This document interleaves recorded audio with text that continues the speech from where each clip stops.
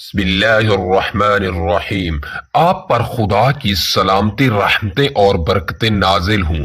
وہ عورت جو ظہر کی نماز کے بعد قرآن پاک کی یہ سورت پڑھتی ہے وہ دنیا میں ہی جنتی کہلائی جاتی ہے، کیونکہ جو لوگ قرآن پاک کو مضبوطی سے تھام لیتے ہیں تو اللہ پاک ان کے مرتبے کو بلند کر دیتا ہے۔ وہ دنیا میں بھی عزت کا مقام حاصل کرتے ہیں اور آخرت میں بھی جنت ان کا ٹھکانہ ہوگا انشاءاللہ۔ اور جو لوگ قرآن کی تلاوت اور تعلیمات سے دور ہوتے ہیں، وہ اپنی زندگی اپنی مرضی سے گزارتے ہیں، تو پھر ایسے لوگوں کو اللہ پاک ذلیل و خوار کر دیتا ہے۔ نبی پاک صلی اللہ علیہ وسلم نے فرمایا کہ اللہ تعالی قرآن مجید کی وجہ سے بہت سے لوگوں کو سر بلند فرمائے گا اور دوسرے لوگوں کو ذلیل و خوار کرے گا۔ جو قرآن پاک کی تلاوت کرتے ہیں ان کے لیے اللہ کے فرشتے اس پر رحمت بھیجتے ہیں، حتیٰ کہ چونٹیاں اپنے سوراخوں میں اور مچھلیاں سمندروں میں اس کے لیے دعائیں مغفرت کرتی ہیں۔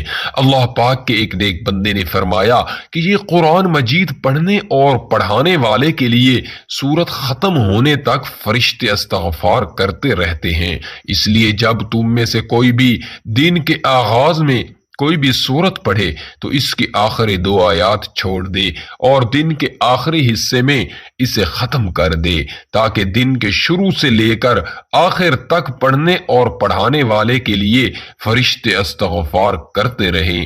قرآن مجید کی سورت سے جو محبت کرتا ہے یا جو بندہ یا بندی اس سورت کو پڑھتا ہے تو اللہ اسے دنیا میں ہی جنت کی خوشخبری دے دیتا ہے۔ اس سورت سے محبت کرنے والے، اس سورت کو پڑھنے والے جنت میں داخل ہوتے ہیں۔ تو جو بھی مسلمان مرد ہو یا عورت ظہر کی نماز یا کسی بھی نماز کے بعد قرآن کی یہ سورت صرف 10 بار روزانہ پڑھے گا تو وہ دنیا میں ہی جنتی کہلائے گا۔ حدیث پاک میں ہے کہ ایک شخص نے نبی پاک صلی اللہ علیہ وسلم سے عرض کیا، یا رسول اللہ، میں اس صورت سے محبت کرتا ہوں۔ تو نبی پاک صلی اللہ علیہ وسلم نے فرمایا کہ اس کی محبت تجھے جنت میں لے کر جائے گی۔ ایک شخص نے کسی اور کو اس صورت کو پڑھتے ہوئے رات کے وقت سنا کہ وہ بار بار اسی صورت کو دہرا رہا ہے۔ صبح کے وقت اس شخص نے حضور صلی اللہ علیہ وسلم سے ذکر کیا، گویا کہ وہ اسے ہلکے ثواب کا کام جانتا تھا۔ تو نبی اکرم صلی اللہ علیہ وسلم نے فرمایا، اس پاک ذات کی قسم جس کے ہاتھ میں میری جان ہے، یہ سورت 1/3 قرآن کے برابر ہے۔ حضرت ابو ہریرہ رضی اللہ تعالی عنہ سے مروی ہے کہ رسول اکرم صلی اللہ علیہ وسلم نے فرمایا کہ عورت جب 5 وقت کی نماز پڑھتی ہے، اپنے ناموس اور عزت کی حفاظت کرتی ہے اور شوہر کی اطاعت کرتی ہے تو وہ جنت کے جس دروازے سے چاہے جنت میں داخل ہو جائے۔ حضرت ابو ہریرہ رضی اللہ تعالی عنہ سے مروی ہے کہ آپ صلی اللہ علیہ وسلم سے یہ پوچھا گیا کہ کون سی عورت بہتر ہے؟ تو نبی پاک صلی اللہ علیہ وسلم نے فرمایا، وہ عورت کے شوہر اسے دیکھے تو وہ اسے خوش کر دے، جب کوئی کام کہے تو اس کی اطاعت کرے اور اپنی عزت کی حفاظت کرے اور اس کی مرضی کے خلاف مال خرچ نہ کرے۔ حضرت ابو امامہ رضی اللہ تعالی عنہ فرماتے ہیں کہ نبی کریم صلی اللہ علیہ وسلم نے فرمایا کہ اے عورتوں کی جماعت، یاد رکھو جو تم میں سے نیک ہیں وہ نیک لوگوں سے پہلے جنت میں داخل ہوں گی، پھر جب ان کے شوہر آئیں گے تو ان کو غسل دے کر اور خوشبو لگا کر شوہروں کے حوالے کر دیا جائے گا، سرخ اور زرد رنگ کی خوبصورت سواریوں پر، اور ان کے ساتھ بچے ہوں گے جیسے بکھرے موتی۔ حضرت ابن عمر رضی اللہ تعالی عنہ سے مروی ہے کہ نبی کریم صلی اللہ علیہ وسلم نے فرمایا کہ مومن صالح عورت کا عمل 70% یقین کے عمل کے برابر ہے، اور فاجرہ عورت کی بدعملی 1000 فاجروں کی بدعملی کی طرح ہے۔ حضرت ام سلمہ رضی اللہ تعالی عنہا نے رسول پاک صلی اللہ علیہ وسلم سے پوچھا کہ اے اللہ کے رسول، دنیا کی عورتیں افضل ہیں یا جنت کی حوریں؟ تو نبی کریم صلی اللہ علیہ وسلم نے فرمایا، دنیا کی عورتیں جنت کی حوروں سے افضل ہیں۔ ایسے جیسے آورا عمدہ اور اچھا ہوتا ہے اور استر اندرونی کپڑے سے۔ انہوں نے کہا اے اللہ کے رسول ایسا کیوں ہے؟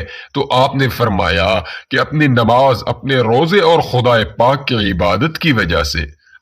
دیکھو اللہ پاک نے کتنا بڑا رتبہ دیا ہے عورتوں کو، لیکن آج کل کے دور میں اکثر گھروں میں ہماری مائیں بہنیں نماز تک نہیں پڑھتی۔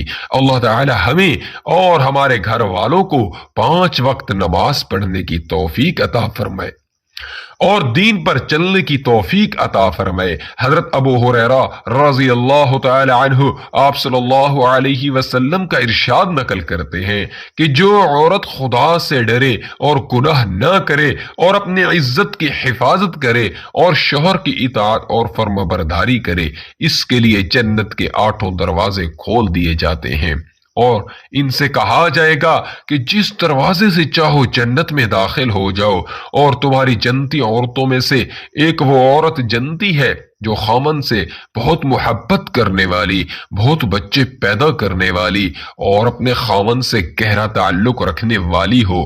خامن جب اس سے ناراض ہو جائے تو وہ اس سے بے اعتنائی کرنے یا اکڑنے کے بجائے اس کے پاس جاتی ہے، حتیٰ کہ اپنا ہاتھ اس کے ہاتھ میں دے دیتی ہے اور کہتی ہے کہ میں اس وقت تک پلک نہیں جھپکاؤں گی جب تک تو راضی نہیں ہو جائے گا۔ لیکن آج کل کی عورتوں میں ان صفات کی حامل عورتیں کم ہی دیکھنے میں آتی ہیں۔ اس حدیث کے رو سے عورت کے اندر مرد سے بے اعتنائی اور اکڑنے کا جذبہ نہایت خطرناک ہے۔ اس کے برعکس خامد کی ناراضگی دیکھ کر اس کو منانے اور راضی کرنے کا جذبہ اور عورت کو جنت میں لے جانے والا ہے، بشرطے کہ دیگر احکام اور فرائض کی پابندی کا بھی اہتمام ہو۔ آج کل کی عورتیں زیادہ بچہ پیدا کرنے سے بھی گریز کرتی ہیں، محض اس لیے کہ زیادہ بچے جننے سے ان کے حسن اور اونائی میں کمی آ جائے گی، یا بعض وسائل کی کمی کا بہانہ پیش کرتی ہیں۔ تو یہ دونوں باتیں ہی غلط ہیں۔ حکم شریعت اور اجر و ثواب کے مقابلے میں اپنے حسن و جمال کے برقرار رکھنے کو اہمیت دینا ایک مسلمان کی شان کے خلاف ہے۔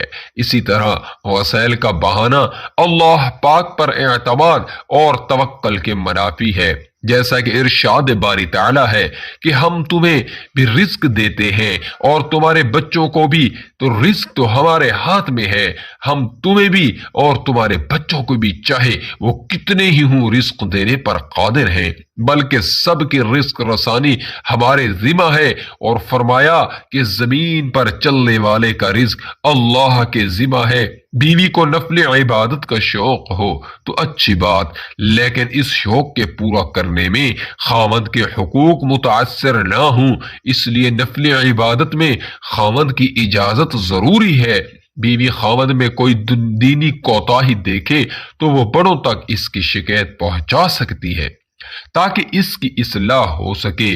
ہر نماز اپنے وقت پر پڑھنی چاہیے، تاہم معقول وجہ ہو تو بعد میں پڑھنا بھی جائز ہے۔ بیوی کی نفل عبادت سے خاوند کی حق تلفی ہو تو خاوند اسے اس چیز سے روک سکتا ہے یا اس میں تخفیف کرنے کا حکم دے سکتا ہے۔ عورت اپنے خاوند کو زکوٰۃ دے سکتی ہے۔ نبی پاک صلی اللہ علیہ وسلم نے ایک عید کے موقع پر خطبہ دیا، اس میں عورتوں کو بھی الگ سے واعظ فرمایا، جس میں ان کی کثرت سے صدقہ اور خیرات کرنے کی ترغیب فرمائی۔ اسی روز حضرت عبداللہ بن مسعود رضی اللہ تعالی عنہ کی اہلیہ زینب رسول اکرم صلی اللہ علیہ وسلم کی خدمت میں حاضر ہوئی اور کہا کہ آج آپ نے صدقہ کرنے کا حکم فرمایا ہے، میرے پاس میرا کچھ زیور ہے، میں نے اسے صدقہ کرنے کا ارادہ کیا ہے، تو ابن مسعود کا خیال ہے کہ میں جن لوگوں کو صدقہ کروں گی تو ان کے مقابلے میں وہ اور ان کی اولاد زیادہ مستحق ہے۔ یہ سن کر نبی پاک صلی اللہ علیہ وسلم نے فرمایا کہ ابن مسعود نے سچ کہا، تیرا خاوند اور تیری اولاد ان کے مقابلے میں زیادہ حقدار ہے جن پر تو صدقہ کرے گی۔ اور ایک دوسری روایت میں ہے کہ جس میں آپ صلی اللہ علیہ وسلم نے حضرت زینب کے سوال کے جواب میں فرمایا، ہاں وہ اپنے خاوند کو صدقہ دے سکتی ہے، اس میں اس کے لیے دگنا اجر ہے، ایک حق قرابت کی ادائیگی کا اجر اور ایک صدقے کا اجر۔ تو اس سے معلوم ہوا کہ خاوند اگر غریب ہو، اس کی آمدنی سے گھر کے اخراجات پورے نہ ہوتے ہوں، اور بیوی صاحب حیثیت ہو یا اس کے بعد بمقدار نصاب طلائی زیور ہو، تو اس کے لیے زکوٰۃ کی رقم اپنے خاوند کو دینا نہ صرف جائز ہے بلکہ افضل ہے۔ اس طرح وہ دگنے اجر کی مستحق ہوگی۔ اسی طرح زیر پرورش یتیم بچوں پر زکوٰۃ کی رقم خرچ کرنا بھی دگنا اجر کا باعث ہے، تاہم خاوند اپنی زکوٰۃ کی رقم اپنی بیوی اور اپنے بچوں پر خرچ نہیں کر سکتا، کیونکہ ان کے نان نقطے کا ذمہ دار وہ خود ہے، وہ یہ ذمہ داری اصل مال سے ادا کرے گا۔ اور بھی ایک ایسی ہی انمول چیز ہے کہ مرد اس کی قیمت ادا ہی نہیں کر سکتا، گویا وہ ایسا عطیہ الہی ہے جس پر انسان اللہ کا جتنا بھی شکر ادا کرے، جس نعمت اور عطیہ کا حق ادا نہیں ہو سکتا۔ عورت کائنات کی عظیم ترین ہستی ہے، اور اس عظیم ترین ہستی کو جو عزت، تحفظ، محبت، مقام اور حقوق اسلام نے عطا کیے، کسی اور مذہب میں اس کی کوئی نظیر نہیں ملتی۔ اسلام سے پہلے عورت کی حیثیت محض ایک زر خرید غلام سے زیادہ نہیں تھی، اس کا نہ کوئی حق تھا نہ عزت اور مقام تھا۔ بیٹیوں کو تو پیدا ہوتے ہی زندہ دفن کر دیا جاتا تھا۔ پھر دین اسلام کی روشنی پھیلی، نبی پاک صلی اللہ علیہ وسلم نے لوگوں کو عورت کا مقام اور مرتبہ بتایا۔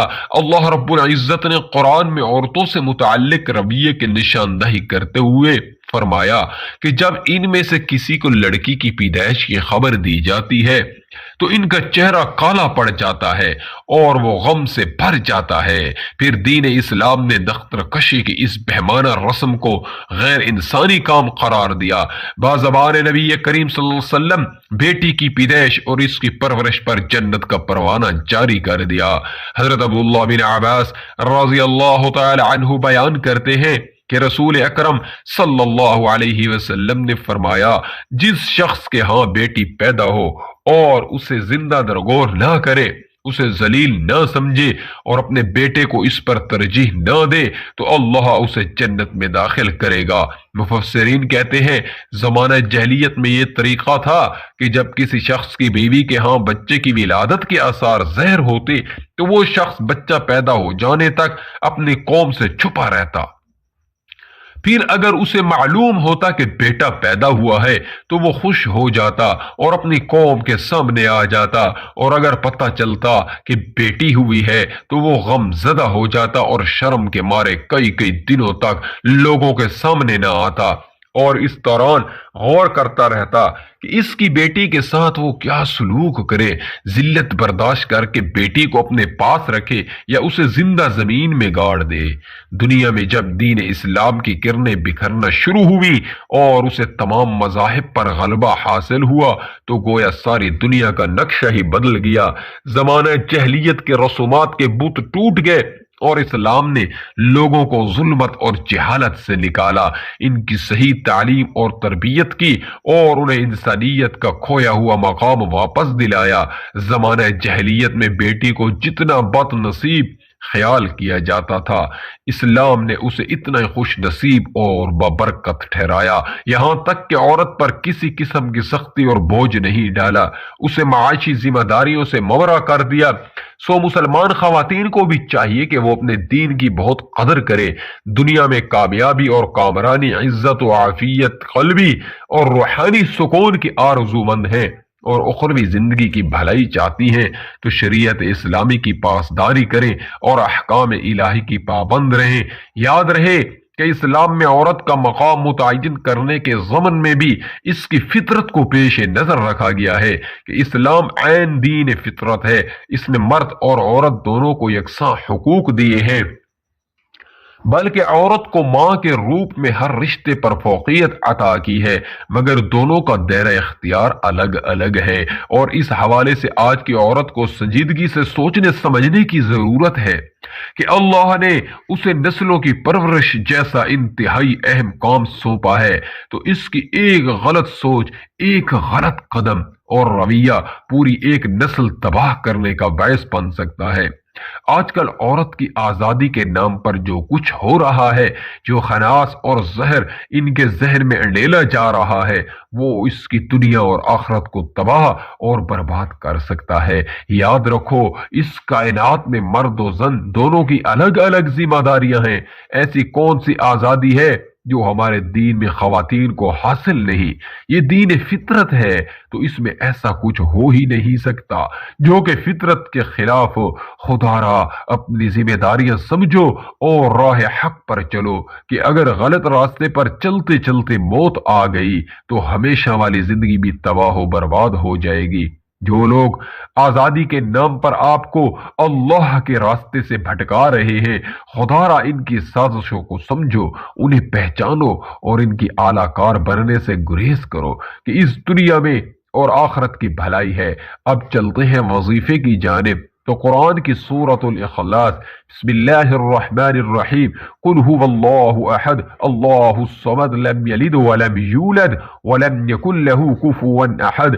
روایت میں حضور نبی کریم صلی اللہ علیہ وسلم فرماتے ہیں کہ جو شخص اس سورت کو 10 مرتبہ پڑھ لے گا تو اللہ اس کے لیے جنت میں ایک محل تعمیر کرے گا۔ اس پر حضرت عمر رضی اللہ تعالی عنہ نے کہا، یا رسول اللہ، پھر تو ہم بہت سارے محل بنوا لیں گے۔ تو نبی کریم صلی اللہ علیہ وسلم نے فرمایا، اللہ اس سے بھی زیادہ اور اس سے بھی اچھے محلات دینے پر قادر ہے۔ ایک اور حدیث میں ہے کہ جو شخص اس سورت کو 50 مرتبہ پڑھ لے تو اس کے 50 سال کے گناہ معاف ہو جاتے ہیں۔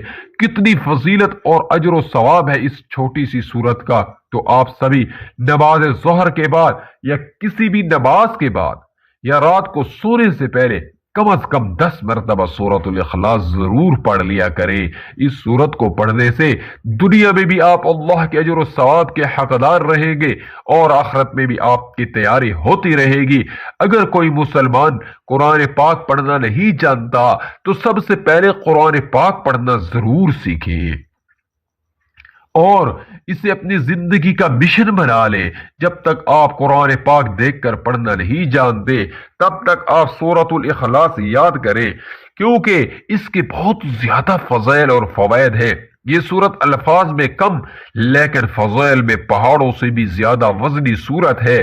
یہ سورت اللہ پاک کی توحید کو بیان کرتی ہے اور اس سورت کو 3 مرتبہ پڑھنے سے ایک پورا قرآن مجید پڑھنے کا ثواب ملتا ہے۔ تو اس لیے اگر کوئی مسلمان قرآن پاک نہیں پڑھ سکتا تو قرآن پاک پڑھنا ضرور سیکھے اور روزانہ سورۃ الاخلاص باوضو ہو کر 200 بار پڑھنے سے 9 فائدے حاصل ہوتے ہیں۔ اللہ تعالیٰ 300 غضب کے دروازے بند کر دیتے ہیں، مثلا دشمنی، قہر، فتنہ اور ناراضگی وغیرہ۔ اور یہ آپ کو معلوم ہوگا کہ جب اللہ ناراض ہوتے ہیں تو اللہ انسان سے نعمتوں کو چھین لیتے ہیں۔ جب اللہ راضی ہوتا ہے تو غضب کے دروازے اللہ بند کر دیتا ہے، تو انسان پر رحمتوں کے دروازے کھول دے گا۔ اور اس کے علاوہ 200 مرتبہ سورۃ الاخلاص پڑھنے کا فائدہ یہ ہے کہ اللہ اس شخص پر رحمت کے دروازے کھول دے گا اور اس پر رحمتیں ہی رحمتیں برسے گی۔ اور اس کا تیسرا فائدہ یہ ہے کہ اللہ 300 رزق کے دروازے کھول دے گا۔ آج کل ہر شخص رزق کی پریشانی اور نوکری کی پریشانی میں مبتلا ہے، اس لیے روزانہ 200 مرتبہ سورۃ الاخلاص باوضو ہو کر پڑھے۔ اللہ غیب سے رزق عطا فرمائے گا اور ہمیں پتہ بھی نہیں چلے گا کہ کہاں کہاں سے رزق آ رہا ہے۔ اور اس کا چوتھا فائدہ یہ ہے کہ اللہ پاک اپنے علم سے آپ کو علم دے گے، صبر اور سمجھ بھی دے گے۔ اس لیے جو طالب علم ہے، جو استاد ہے، ان کے لیے یہ وظیفہ بہت ہی زبردست ہے۔ پانچواں فائدہ اس کا یہ ہے کہ 66 مرتبہ قرآن مجید پڑھنے کا ثواب ملے گا۔ چھٹا فائدہ یہ ہے کہ 50 سال کے گناہ اللہ معاف فرما دیں گے۔ ساتواں فائدہ یہ ہے کہ اللہ پاک جنت میں محل عطا فرمائے گا اور ہر محل کے 70,000 دروازے ہوں گے۔ یہ تو بہت ہی مختصر سا وظیفہ ہے، اسے ضرور کیجئے۔ اور 8واں فائدہ اس کا یہ ہے کہ 2000 رکعت نفل نماز پڑھنے کا ثواب ملے گا۔ اور 9واں فائدہ یہ ہے کہ جب بھی مرے گا جنازے میں 1,10,000 فرشتے شمولیت کریں گے۔ تو آپ لوگ سورۃ الاخلاص کے اس عمل کو اپنے معمول کا حصہ ضرور بنا لیجئے اور یہ فضائل اپنے دوست، احباب، گھر والوں سب کو بتائیں تاکہ وہ سب اس پہ عمل کریں اور اس کا ثواب ہمیں بھی ملتا رہے۔ اللہ پاک سے دعا ہے کہ میرا سنانا اور آپ کا سننا اپنی پاک بارگاہ میں قبول فرمائے۔ آخر میں آپ سے درخواست ہے کہ کامنٹس باکس میں اللہ تعالیٰ کے 99 ناموں میں سے کوئی ایک نام لکھ کر شیئر کر دیں۔ اللہ تعالی ہم سب کا حامی و ناصر ہو۔